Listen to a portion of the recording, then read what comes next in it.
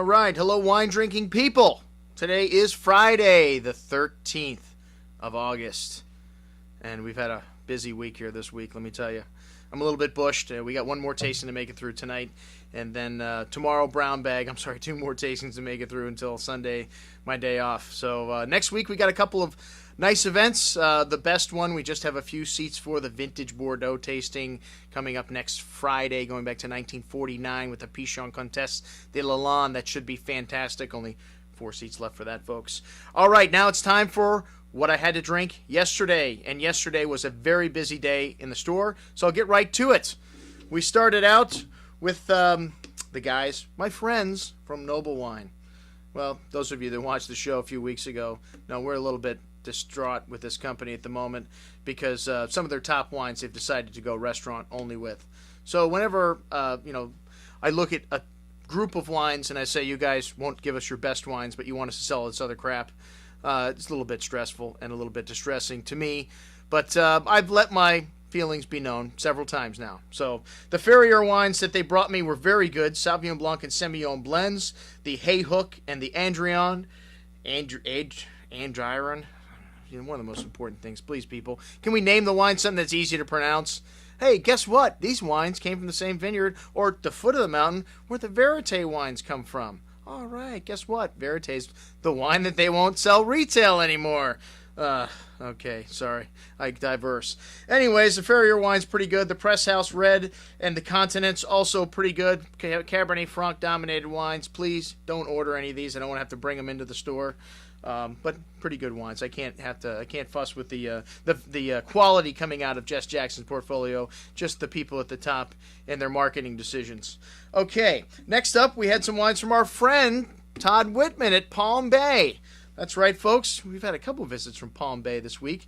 And first up was a wine from Anselmi. This is one of the great Soave producers. That's why I can't understand. Why'd they take Soave off the label? I mean, this wine's got Garganega and Chardonnay. They could still legally call it Soave, but this guy's got Angelo Gaiitis. He thinks he's the top dog here, and he doesn't need to put Soave on the label in order to sell his wine. Well, I'm sorry, man, but you're not Angelo Gaia, all right, buddy? We're not ready to take off the appellation of this wine yet. But a nice little wine, a little lemon, citrus, grapefruit, a little orange peel, some nice minerality, very distinct white wine from Verona. Please put Soave back on the label. Teruzzi and Pathode up next, one of the more famous white wines coming from Italy. This wine had some lovely tangerine citrus, some notes of wet stone and honeysuckle, orange blossoms. Really fresh, light and refreshing wine, and a light and refreshing price now. This wine's like $15. God, I want to say it used to be like $25 at one time. Okay, and then we went to Germany with the little Schloss Reichenhauser German wines. Again, very hard to pronounce some of these names. But a nice little wine nonetheless, an Old Vines Riesling from the Rheingau, and a little bit of white pepper, green mint, and white peach, a little bit of that slaty note that you get out of Riesling, and a really nice little wine on the tongue, had a little bit of residual, but had some nice acidity, leaving the tongue salivating for food. Really nice, really balanced, and we get a great deal on this wine. Check it out. It's like half price. Like $12.50. All right, and then a Merlot from Vistorta, the Conte Brandolini, one of the more famous Merlot producers in Italy. But hey, Italy's not known for Merlot, folks. All right, let me tell you this. Just because this wine is good, I mean, it's no Ornellaia Macedo. But a nice little wine, could be mistaken for Bordeaux. Fresh herbs, dried earth, and green pepper notes, red plum and red currant fruit. Like I said, almost a textbook Pomerol or Saint-Emilion in a cooler vintage. Really nice little wine. Around $20 too, not too bad.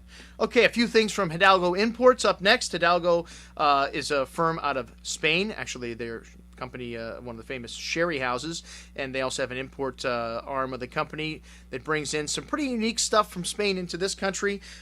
Everything we had was really nice in this lineup yesterday. Just 4 wines. The La Ninota Priorat. It's hard to find wines from the Priorat that are under $20, man. This wine was a really nice little value. Sweet tobacco, spice, a little bit of red plum and or black plum and red cherry, and the notes of that slate and that fresh herb and flower that you get from the Priorat. But a really nice little wine, really fresh on the tongue, light and finished short, but really nice. And then up we had a wine from Ribera del Duero, the Casajas. And this wine was pretty typical. Ribera del Duero had some nice toasty oak, a little bit of wild strawberry fruit, a little peppery spice to the nose also, some nice floral notes.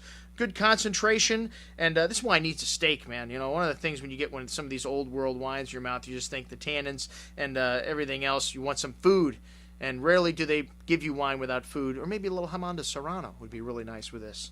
All right, next up we had another wine from Ribera del Duero from Alitas. This is a winery we have had their stuff in the store. Very good stuff, 100% Tempranillo. Everything in this lineup, notes of kind of smoky oak to the nose, a little bit of soy also, but some lovely red berry, strawberry fruit to this also, and a little bit of rhubarb also. Good amount of grip on the tongue, fine tannins, and pretty long finish for this wine, and some zesty acidity at the end. One of the things I love in red wines. Okay, next up we had a dessert wine from Navarra that was from the Muscatel grape that was absolutely exotic, man. Very pretty. Notes of like fresh peach fruit cocktail, pear fruit, and then again, syrupy on the tongue in terms of sweetness, but lovely freshness, very well balanced. Wow, one of the best dessert wines I've had all year. Spectacular. All right, finally, we've got Craig Elliott from Augustan Wine. He stopped by with a few things. And Paul Hobbs Crossbarn Chardonnay. Really nice, typical California Sonoma Chardonnay. Ripe Georgia peach, lemon drop candy, some fresh buttered toast in there as well. A little bit of creme caramel, light vanilla. Paul, man, you are one of the rocket scientist winemakers of California. Everything with his name on the label is going to be good. This wine was very good. Very concentrated, but still balanced. And then up, we had a 07 Pinot from Patricia Green from Oregon. All right, you know what I feel about 07? This wine was pretty typical, a little bit thin in the middle, but had some lovely spice. Good candidates for drinking young. Then up, a T-Vine Syrah from Fridiani Vineyard. Man, this wine was really nice. We had a great deal on this wine a year ago. I think we sold like 20 cases at $20 a bottle. At 52, I don't know if it's going to be as easy as a sell, but just as nice of a wine. Only one case left anyways, for those of you that might be interested in that. And then the Crossbarn Cabernet from Paul Hobbs.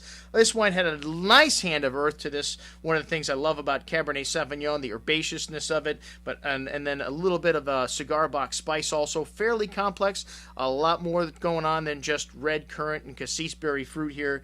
And smooth on the tongue. This 05 vintage produced classic wines that have long finishes that I think are going to drink pretty consistent their whole life. Nice little wine. Check it out. That's what I had to drink yesterday. I'm your host, Andrew Lampazone, signing off for the Wine Watch, saying remember, always drink the good stuff first.